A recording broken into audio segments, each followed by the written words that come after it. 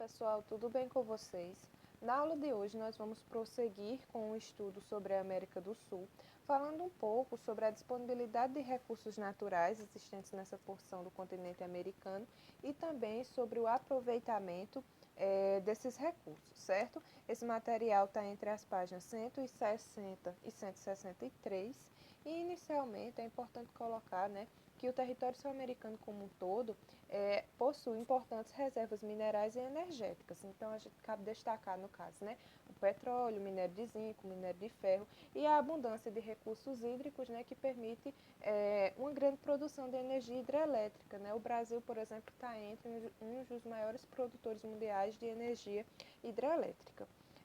Essa extração mineral, minha gente, ela vem ocasionando, né, na verdade, ela gera uma série de impactos ambientais. Então, essas imagens que eu coloquei foi justamente para que vocês pudessem visualizar, por exemplo, a retirada da vegetação, né, a erosão do solo, e existem outros, como, por exemplo, a poluição da água. Então, todos esses problemas, eles são oriundos, né, dessa atividade da exploração mineral, certo? Prosseguindo aqui sobre a disponibilidade de petróleo e gás, né, aqui na América do Sul. Então, o Brasil e a Venezuela são os países que possuem as maiores reservas e que também mais se destacam, né, na exportação de petróleo, certo? Já entre os produtores de gás natural, né, cabe destacar a Venezuela, novamente, a Venezuela é riquíssima, né, nesses dois recursos, como também a Bolívia, né, se destaca na produção de gás natural, e a Argentina, certo? A produção de gás natural aqui no Brasil, né, ela deverá crescer, né, com a maior exploração da camada de pré-sal.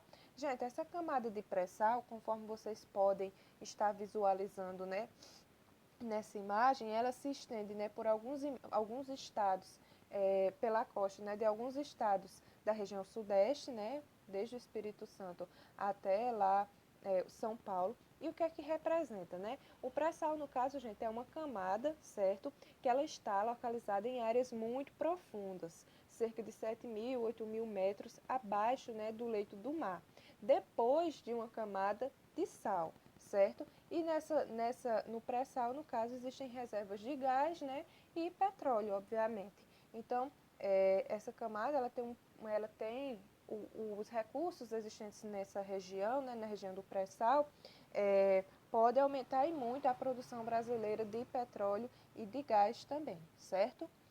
Prosseguindo aqui, gente, agora falando um pouco, né, sobre a energia hidrelétrica. Então, como eu já adiantei para vocês, a abundância de recursos hídricos favorece a construção de hidrelétricas, né, e a produção desse tipo de energia aqui nos países da América do Sul. É uma energia limpa e renovável, né, tendo em vista que ela é produzida a partir da água, porém ela acarreta alguns impactos, minha gente, tanto sociais como também ambientais. Então, cabe destacar o quê? A alteração do curso, né, dos rios, né, tendo em vista que é necessário a construção de uma grande barragem, um grande reservatório, né, e essa construção pode acarretar o alargamento de áreas naturais, né, como também de áreas construídas, então cidades, né? Então cidades as pessoas têm que ser removidas e com isso, né? Por exemplo, na situação de áreas naturais serem alagadas, isso acaba diminuindo a biodiversidade da região, ou seja, acaba diminuindo a diversidade de espécies, né? E tudo isso gera impactos, né, tanto para o meio ambiente como também para as sociedades. Aqui eu coloquei em destaque a binacional de Itaipu, né, que ela foi construída no Rio Paraná, na divisa entre o Paraguai e o Brasil.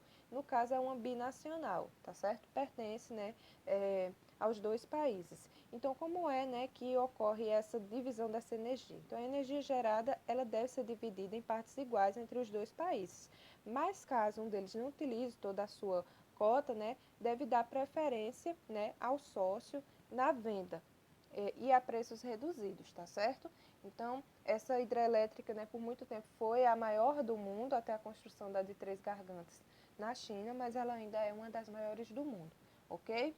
Prosseguindo aqui, né, agora falando sobre outras fontes também renováveis, né? Então, o Brasil e a Argentina também se destacam na produção de energia limpa a partir de fontes renováveis.